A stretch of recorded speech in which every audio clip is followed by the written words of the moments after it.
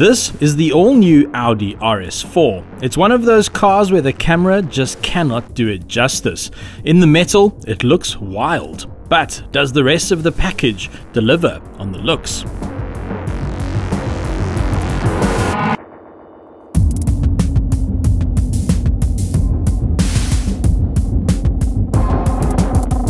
One of the reasons I'm scared it's not going to deliver on the looks is it now has a smaller engine. They've swapped out the naturally aspirated 4.2 litre V8 for a 2.9 litre twin turbocharged V6.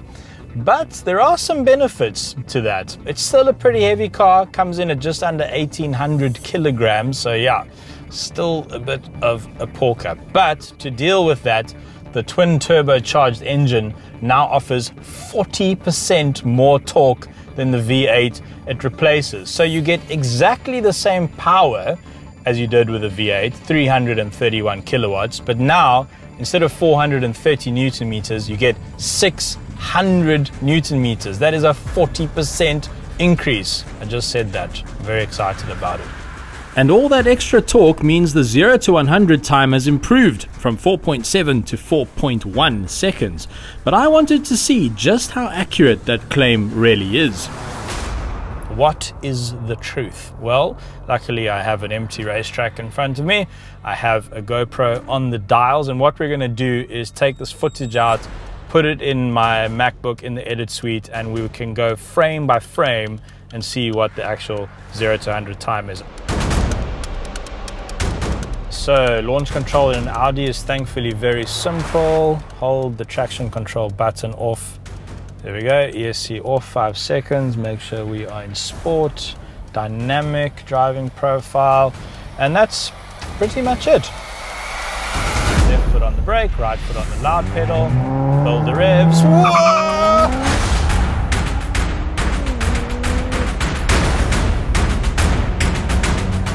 Oh God, that's fast.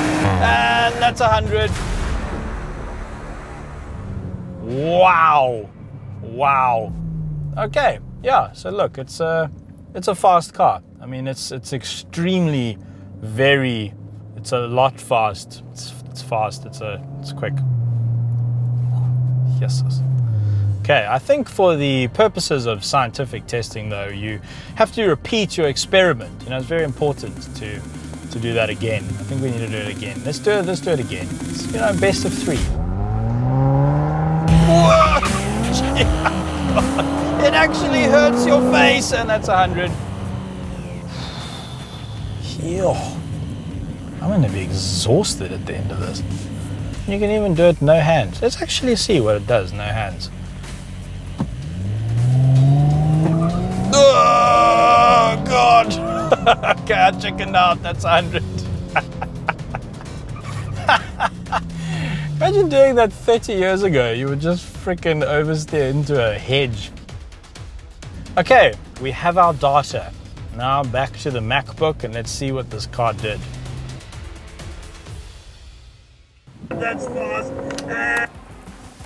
Alrighty, I have the time. So, first time 4.44, which is a little bit slower than the claim. Second time 4.24, and on the third run it did a 4.14. So that is as close as damn it to the claimed 4.1 that Audi South Africa put in the press release. That is the thing about an Audi Quattro. They'll say 4.1 and it'll give you 4.1 just about every single time.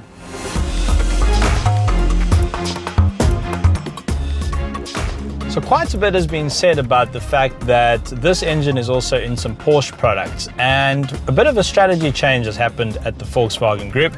Audi is now responsible for the V6 petrol engines and Porsche is responsible for the V8s, and then they all get together and swap their oily bits like some sort of big German engineers swingers party.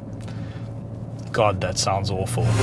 It does mean, however, that the naturally aspirated era of RS4s is over. And of course, the M3 has gone turbocharged, the C63 has gone turbocharged, so it is in line with what is happening with its rivals. And it is quite a clever V6 as well. The exhaust manifold is in the cylinder head and it gets flushed with coolant so that they can manage the temperature. It's a 90-degree V6, which is quite weird, but what that allows them to do is mount the engine lower in the engine bay, which drops the center of gravity closer to the tarmac. And so I'm really glad that I'm on a racetrack all to myself and I can actually spend some time and get to know this thing. So let's put it into fire breathing mode, sport on the gearbox, flick through the drive select into dynamic. Let's start using the paddles here. Fourth, that's third, into this corner. Okay, that sounds better.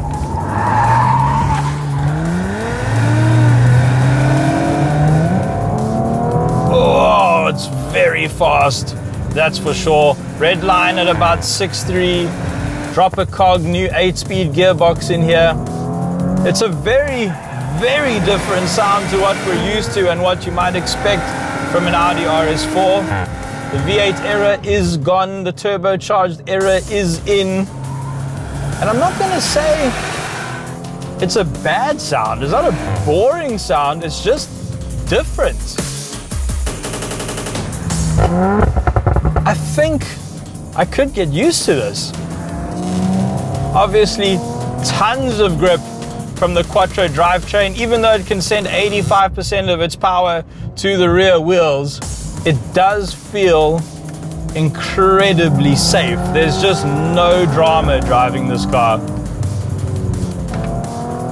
Up into fourth, down to third.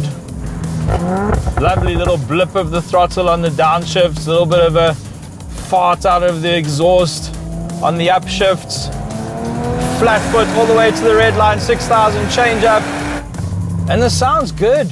It's sort of closer to what you hear in Formula One these days with their V6s. It's a bit more high-pitched than a V8, but it's too polite. It's too polite for what this car looks like. And I imagine that as soon as an RS4 buyer picks this car up, it's straight into a workshop for a custom exhaust. No doubt about that. And then I'm sure it sounds like a freaking war zone.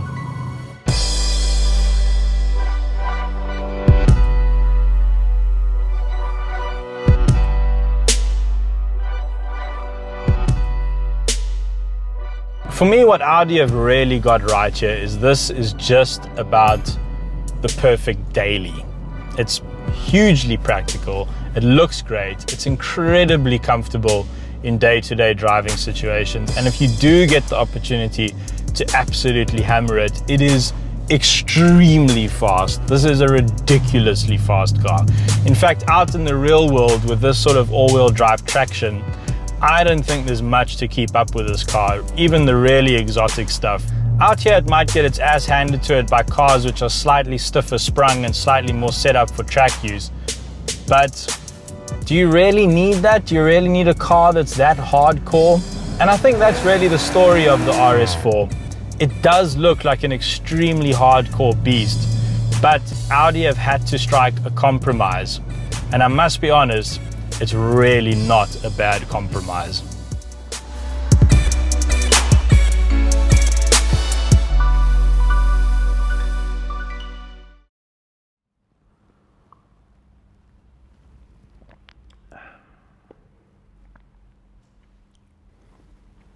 What?